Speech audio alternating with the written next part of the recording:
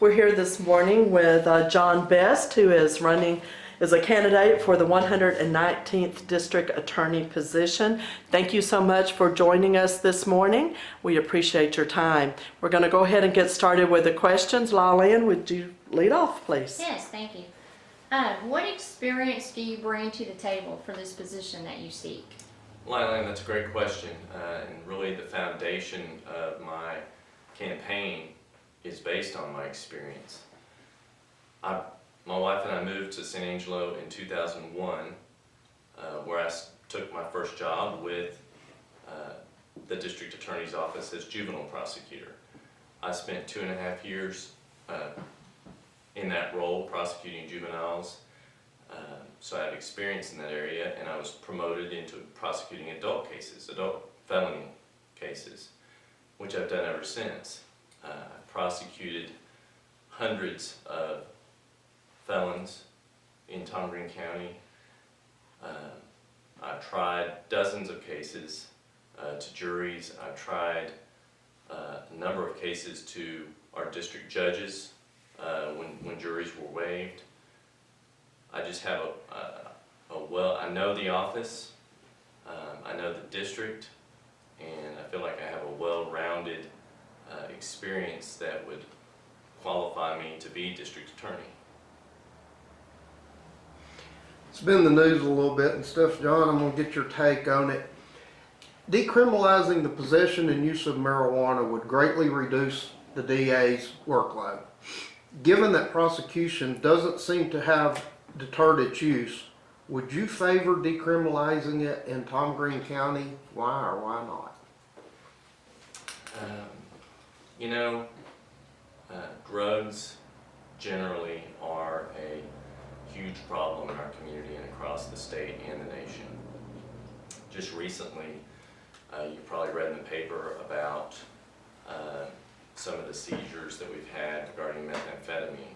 6 pounds by the DPS, 6 pounds of methamphetamine, 2 pounds seized by the sheriff's office, 1 pound seized in Rowena. All in our community, pounds of methamphetamine.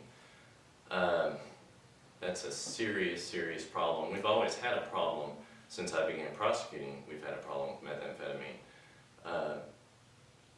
We have to be diligent in prosecuting the drug dealers and trying to find a way to solve the problem for the drug users. Sometimes we try to help drug users by getting the treatment when it's appropriate, because if we don't, it's going to continue to feed all the other crime that we have in our community, from theft to burglary to assault to murder, whatever. As far as marijuana is concerned, getting back to that question, the trend in our country seems to be toward decriminalizing marijuana. Personally, I believe that marijuana is a gateway drug. I think that when people start using marijuana, it tends to lead to the use of other types of controlled substances like methamphetamine or cocaine or heroin. And I don't want to encourage or make it easier for our children or anyone else to be using it. So I wouldn't be in favor of legalizing it. Now, that being said, using it for medicinal purposes, I support, quite frankly. It can be a real effective drug when used to treat certain types of maladies like cancer and that sort of thing. And if it's going to ease someone's pain and suffering, then in that situation I'm for it. One of the purposes of criminal punishment is deterrence. Is there any evidence that plea bargaining deters future offenses? Well, I think it's important to recognize that plea bargaining is a fundamental part of our criminal justice system. If we couldn't plea bargain cases, our jail would back up with defendants. The time frames for resolving criminal cases would increase exponentially, and justice would be delayed. tremendously. So plea bargaining is a real important part of our criminal justice system. Does it lead to reducing crime? Was that your question? I don't know that it leads to reducing crime.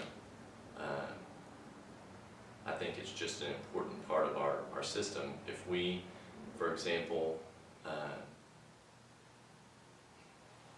I think a way that it would reduce crime is the more expeditiously we can move cases, the more quickly we can bring defendants to justice in cases that we don't plea bargain. So, you know, I can tell you that in Tom Green County, we resolve 71% of our felony cases within 180 days, within 6 months, and we resolve 95% of our felony cases within a year. So we work really hard in the DA's office to try and keep cases moving. Every month when we go to pre-trials and announce what our position is as far as being ready for trial, the state is always ready. There are very rare circumstances where the state's not ready, and that allows us to keep cases moving. When the criminal justice system keeps moving and cases keep moving, we can get to the cases that we need to, involving the dangerous criminals, the child molesters, the drug dealers. So I think plea bargaining does help reduce crime to a certain extent. Somewhat of follow-up. One way of reducing the workload on the DA, obviously, and the courts is to plea bargain. What criteria do you or would you use in deciding to plea bargain rather than prosecute? Well, know that plea bargaining and prosecuting are really the same thing. By the very fact that we're engaging in a plea bargain, we're still prosecuting a defendant.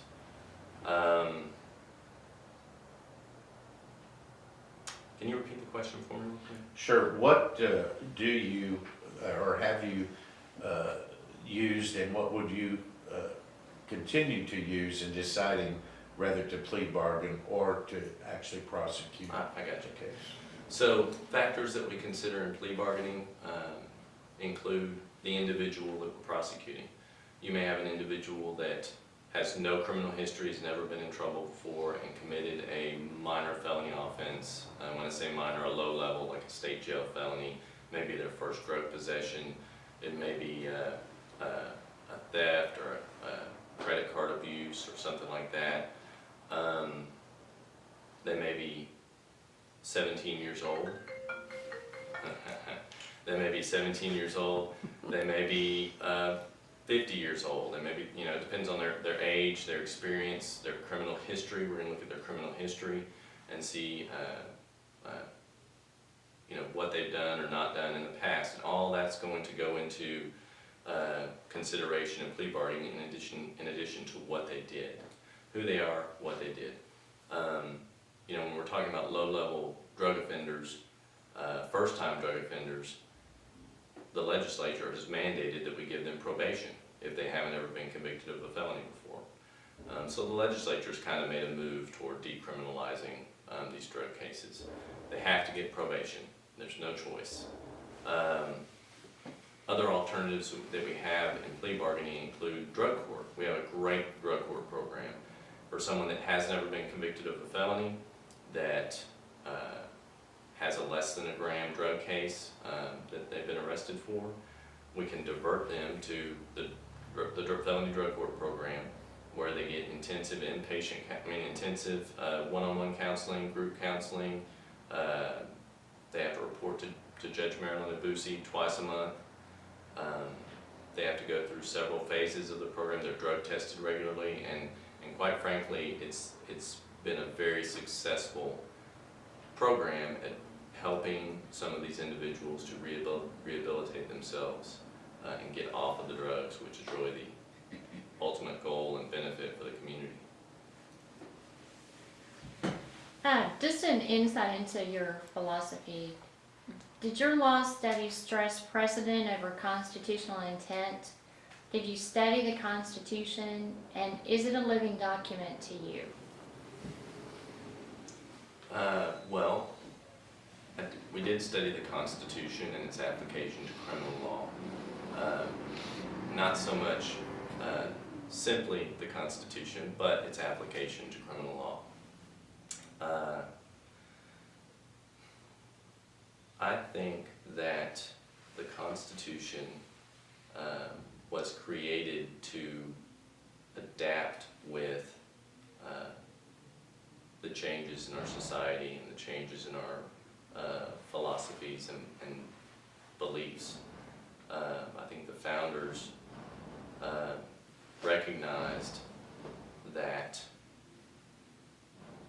the Constitution needed to be able to adapt with our changing values in our society. So in that sense, I think that it is a living document. That being said, there are certain core values contained in the Constitution that I don't believe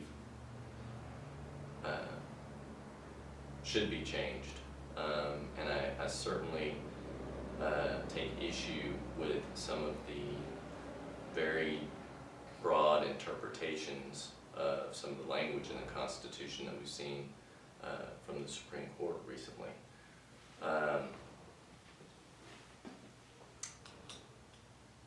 That being said, we have a structure in our government that was set up by the founders to give checks and balances to our country, to ensure that no one group would be able to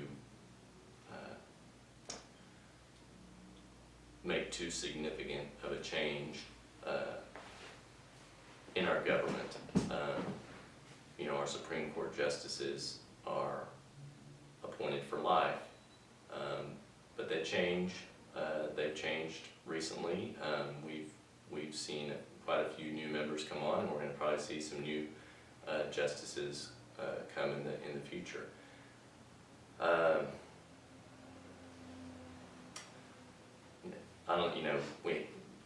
While I might disagree with some of the decisions that they make as an attorney and as a citizen, I have to respect the rule of law and their interpretation of the law with regard to the Constitution, because they are the highest court in the land.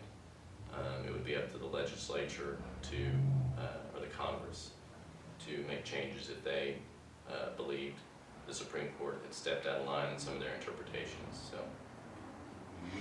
This is kind of a follow-up. You've already hit on it. So anyway, in your view, under the federal system and the Constitution that was chosen by the framers, and it was agreed to by the states, who should have the most influence on law, the federal judiciary or the state judiciary? I think there's a balance. I think it depends on what you're talking about. I think that there are certain areas of the law where states' rights should control, and certain areas of the law where we need a strong federal government to keep our country safe and united. We need a strong military to keep our country safe. When you're talking about areas like education, it seems like the federal government dictating policy from Washington does not work for local education systems and for the needs of each state. Each state has different needs. Each local school district has different needs, and they really, it's frustrating, I think, for them on a local level and for this on a state level to try and work within a federal framework to educate our children on a local level. So I think it depends on what issue you're talking about, but I believe situations where it's appropriate for us to have strong federal involvement, and other situations where local rule is more important. So it's being said our country is in a spiritual identity crisis from the invasion of Islam infiltrating our core belief system, and our foundational principles are based upon God, the Bible, and the Constitution. Our president proclaims he's a Christian leader, but his fruit reveals he isn't seeking the God our country was founded upon. And the consequences we face now is that our nation stands to lose its Christian identity. The spiritual relationships of our elected leaders heavily affect our nation, in which direction our nation is going to turn. So when it's time to make a decision to prosecute an individual, how would you determine the amount of weight of punishment to be used to bring about God's righteousness based upon God's law found in the Bible and the Texas Code of Criminal Procedure? That's an interesting question. I wasn't sure where you were going to go with that, but let me tell you that as a Christian, my Christian beliefs have a strong bearing on my role as a prosecutor. Quite frankly, I believe in treating people fairly, but I understand that my role as a prosecutor is to seek justice, not necessarily convictions. In fact, the Code of Criminal Procedure specifically talks about that, and our rules of ethics for prosecutors specifically talk about that. I tell, when I go to drug court and I talk to, part of our deal with drug court is if you complete this program successfully after a year, you may have to go to inpatient treatment. You may have to do some jail time if you mess up during the course of the program. But if you complete the program successfully, we agree to dismiss your felony criminal case, your state jail felony criminal case. And when we have graduates, I tell them, and I tell the whole group, I don't want to put you in the penitentiary. I don't want to have to prosecute you in court. I want you to get your life back and be a productive member of our community and our society. If you can do that, if you can complete the program like the person that's graduating today, I am happy to dismiss your case and let you re-enter society and get your family back, get your job back, and become a productive member of society. You talk about the wrath of, what was your term that you used?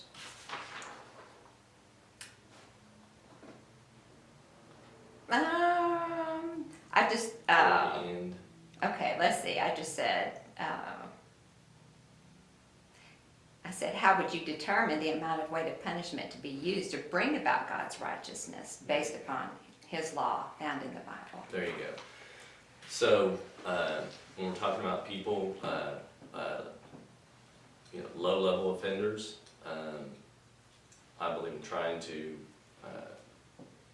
get them out of the situation they're in and try and make them productive citizens. If we're talking about some of the folks I've dealt with in the past who have committed violent crimes or crimes against children, then we're talking about bringing in some serious punishment.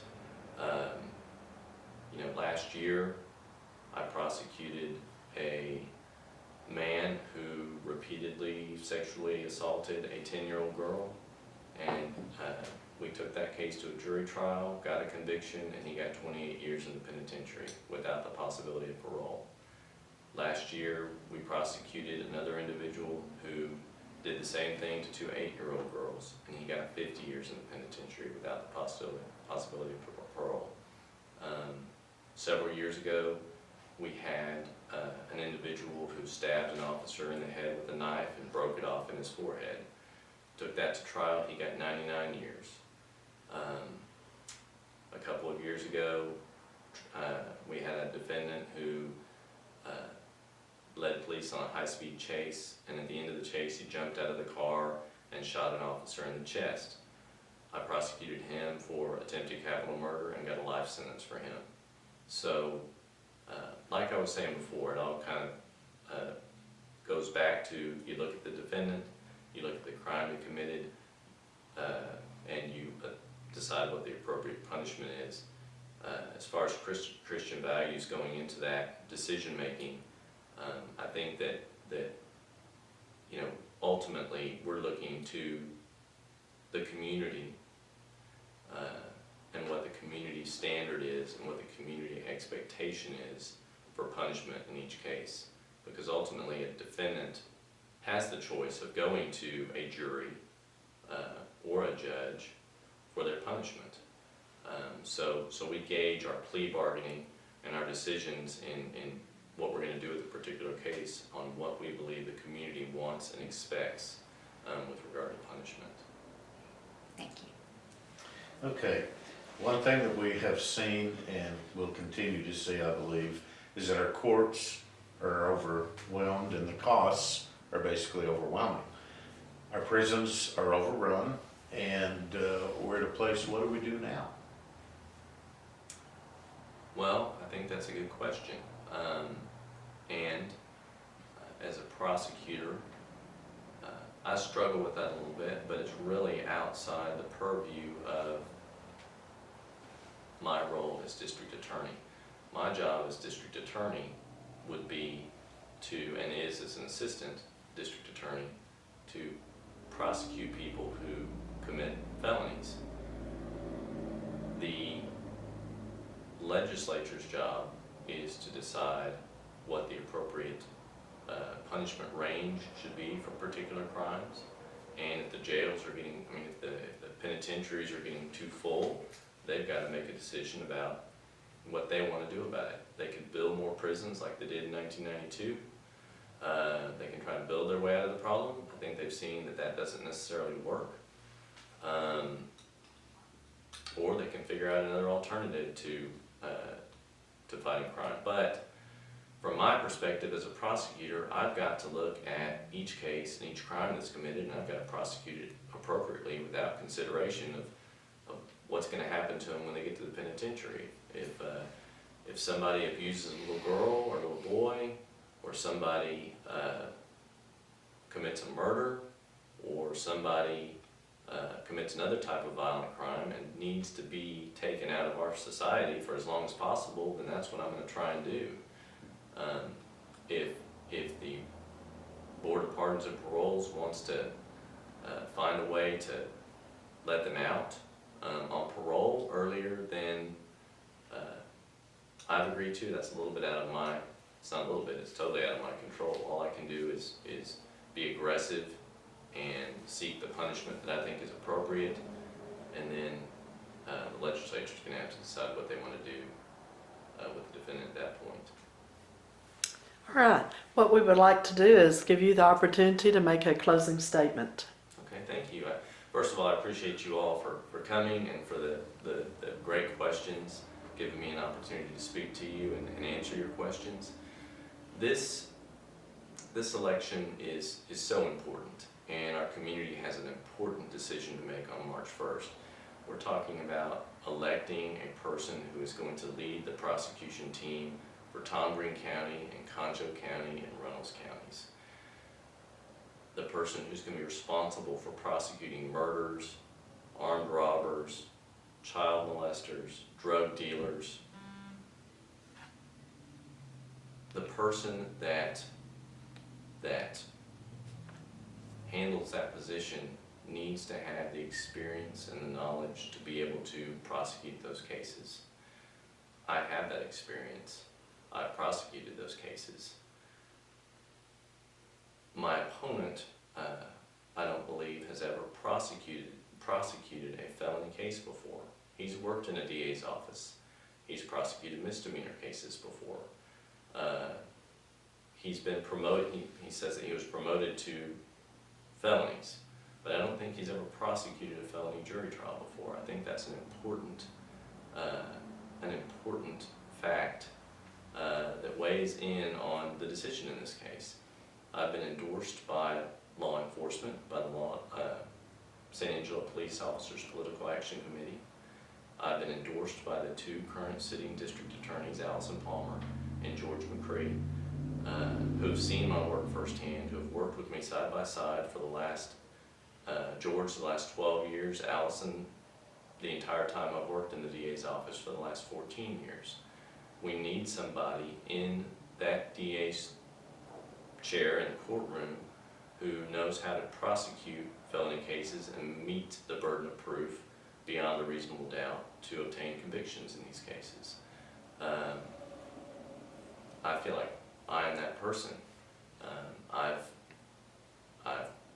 worked in every area of the district attorney's office, from juvenile prosecution to prosecuting motions to revoke probation, to prosecuting asset forfeitures, to prosecuting every level of felony offense that's come into the office. We're currently working on a capital murder. We have 5 capital murders pending in the district attorney's office. We need the experience. When George McCree and Brian Clayton step down from the office, we're going to lose 50 years of experience. I feel like I'll be able to fill some of that void with my experience and pick up the reins and lead the office forward. So with that being said, I'm asking for your vote on March 1st in the Republican primary. John, thank you so much for your time today. We really do appreciate it. Thank you very much.